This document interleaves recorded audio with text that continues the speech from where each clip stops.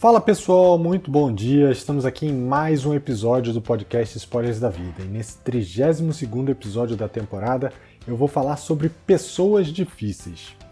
Quem nunca perdeu a paciência com uma pessoa difícil, não é? E você sabe o que é mais engraçado? O que nós não gostamos nessas pessoas são as mesmas coisas que nós não gostamos em nós mesmos. Ou seja, sempre que nós estamos julgando um comportamento do outro, é porque nós não toleramos esse comportamento em nós mesmos. Mas isso eu vou deixar para a psicologia explicar. O meu objetivo hoje é falar um pouco sobre os perfis que eu ou minha colaboradora secreta, e que é a pessoa que me ajudou a montar esse podcast, cruzamos nas nossas carreiras.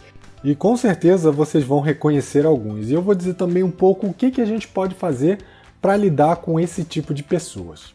Então o primeiro perfil é do cara que fala muito e corta todo mundo, não deixa ninguém falar. Ele consegue tirar do sério até as pessoas mais calmas.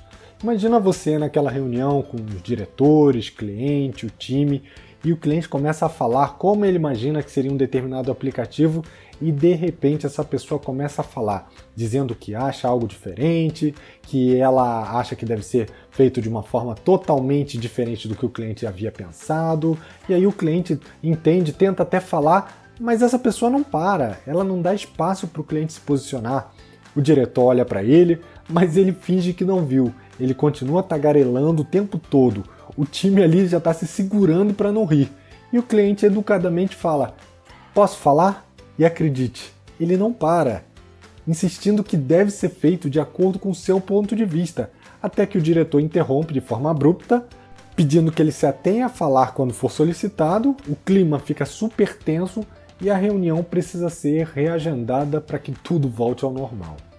Parece uma situação surreal, mas reuniões como essa ou eventos como esse em que tem uma pessoa que não permite que o outro fale é muito comum. Às vezes até num diálogo, duas pessoas, um não dá espaço para o outro botar a sua posição. E muitas vezes as pessoas com esse perfil elas não têm maldade, muito pelo contrário, elas querem contribuir, mas ao invés de haver um diálogo e reconhecimento da visão de cada um, essa pessoa acaba colocando os demais em uma situação embaraçosa e às vezes os demais acabam até desistindo de dar suas opiniões. E para lidar com pessoas com esse perfil, é importante conversar muito com elas antes e depois das reuniões. São pessoas que podem ser ótimos contribuintes se eles entenderem que vão ter espaço para falar. Uma outra forma de lidar com essas pessoas é criar âncoras, que são gatilhos visuais para que essas pessoas saibam quando elas devem parar para respirar e dar espaço para os outros falarem. Um outro perfil que também incomoda bastante é o perfil sabe tudo. É aquele que não importa o que você diga, ele sabe. Ele conhece sobre ações, sobre filmes europeus, ele faz bolo, ele conhece vinho, ele já construiu um robô. Quase se compara ao Rodrigo Hilbert. O ponto principal é que esse perfil tem uma grande necessidade de se afirmar. Isso pode ser por conta de vivências anteriores, por conta da sua infância, mas independente do gatilho que criou esse modelo comportamental nele, ele acaba afastando as pessoas. Ninguém gosta de estar ao lado de um sabe-tudo. Isso sempre vai dar aquela sensação de inferioridade, de que não importa o quanto você se desenvolva, sempre essa pessoa é melhor do que você. E aqui um ponto muito importante. Para lidar com pessoas assim, a primeira coisa que você deve fazer é se blindar psicologicamente, para não se comparar a ele, e sim a você. Você não precisa ser melhor do que ninguém, a não ser você mesmo. Você tem que ser a sua melhor versão a cada dia. Dito isso, o segundo ponto que você deve saber é que a maioria dos casos, essas pessoas elas não sabem tudo, mas elas sabem se virar e descobrir, principalmente para não passar vergonha.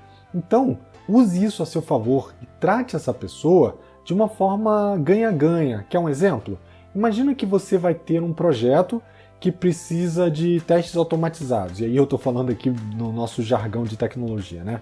E aí você comenta com essa pessoa que provavelmente vai falar alguma coisa do tipo eu já trabalhei, eu conheço, já implantei, eu sou Jedi dos testes. E nesse momento, ao invés de você bufar e ficar puto da vida porque esse cara de novo está falando que sabe tudo, você tem que virar para ele e falar, poxa, você poderia me dar uma ajuda e ajudar na definição das ferramentas e padrões que vão ser usados. Provavelmente essa pessoa não esperava que você fosse dizer isso. E até por conta do ego, ela não vai voltar atrás.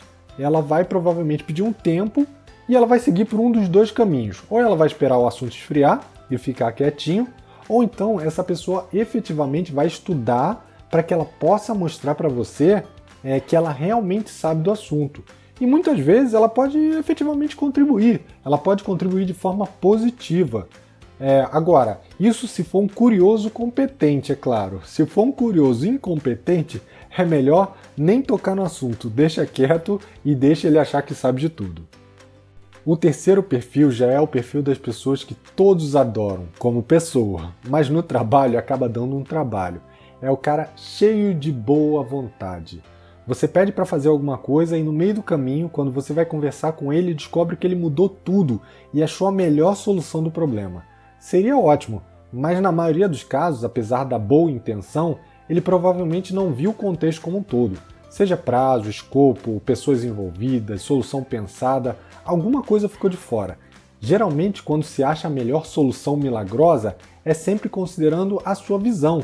E na visão dele, nem todos que são impactados participaram. Quer ver um exemplo?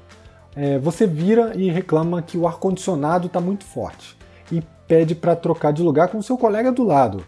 Ele ouve isso e aí quando está todo mundo almoçando, ele te troca de lugar e te coloca próximo à janela, porque ele sabe que o ar-condicionado não está batendo lá. Seria ótimo, né? Mas não é, porque assim que você chega, você percebe que você está longe das pessoas com quem você interage, você não consegue enxergar muito bem a tela por causa da claridade que vem do lado de fora, e você antes estava passando frio, mas agora você está passando calor. Então a boa vontade existiu, a intenção foi boa, mas ele só considerou um lado do problema. Então, para lidar com pessoas com esse perfil, o principal é você ser claro, descrever o porquê de estar pedindo algo e por que você quer que seja feita de certa maneira. E também não tolir a pessoa, dê espaço para que ela também possa ser propositiva, para que ela possa ser criativa, mas deixando claro que você aceita as mudanças desde que elas sejam acordadas. Lembra daquela velha frase? Um acordado não sai caro.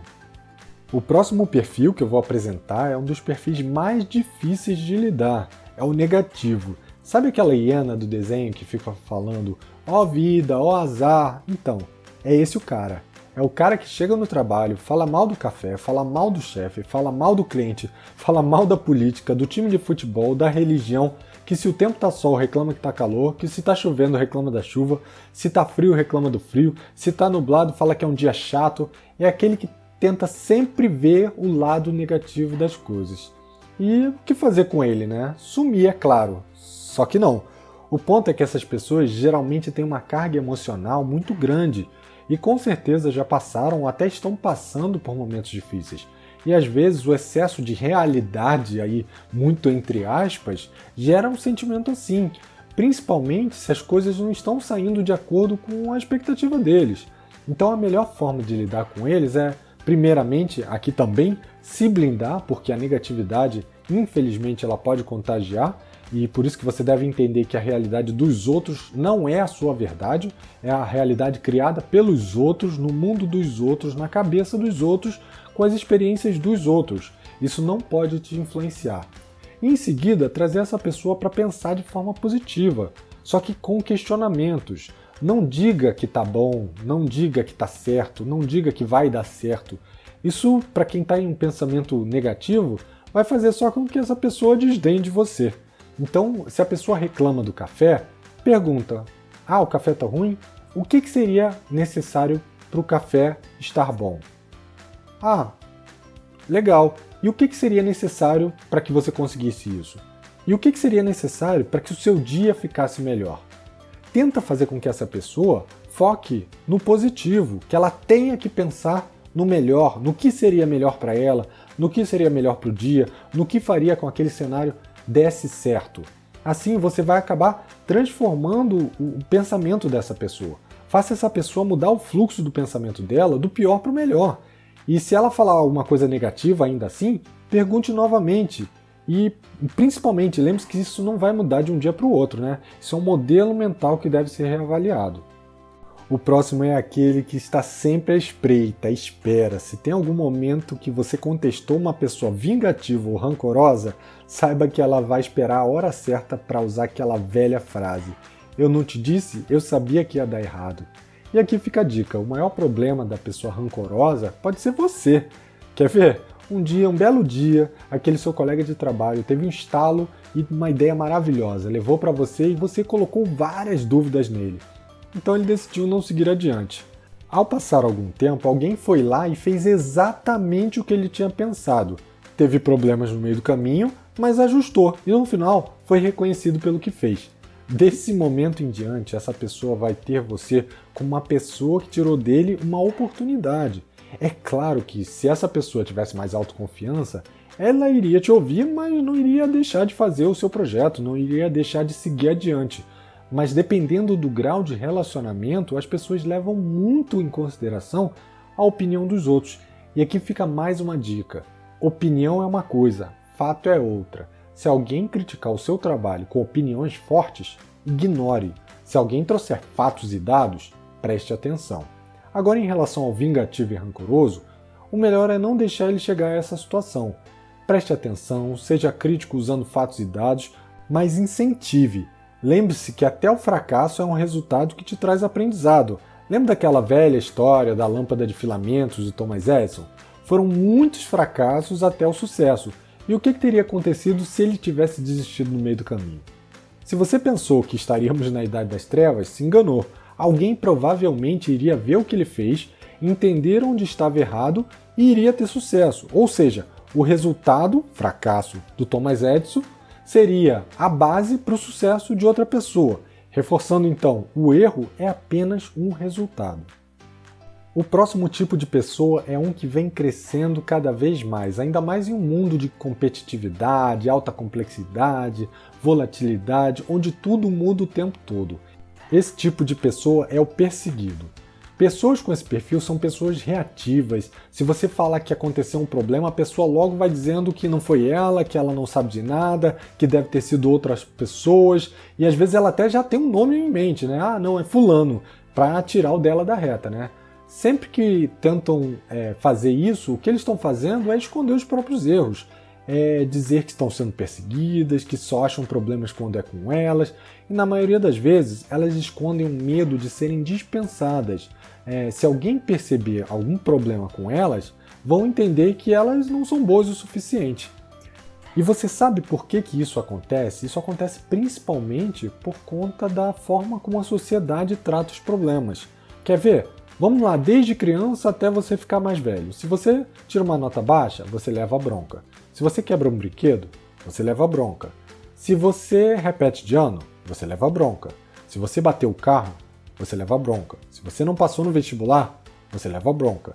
Se você errou no trabalho, você leva bronca. Ou seja, a nossa sociedade diz claramente: se você errar, você será recriminado. Mas isso não quer dizer que você não vai errar. Isso quer dizer apenas que o erro não pode ser visto. Você realmente acha que o ser humano é capaz de viver uma vida inteira sem erros?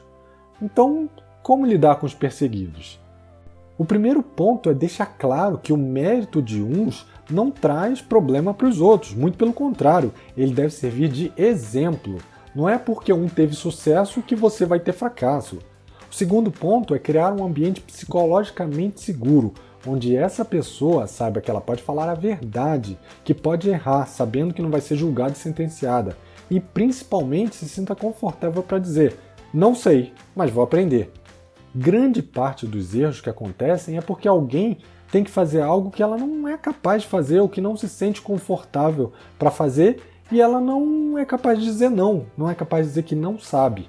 Imagina se um piloto em treinamento não falasse que não sabe pousar um avião, que só aprendeu a decolar. E aí no meio do voo ele fala, olha, ou ele nem fala, ele tenta pousar sem falar nada. Parece brincadeira, né? Mas a verdade é que grandes problemas poderiam ser evitados se as pessoas se sentissem seguras para falar a verdade.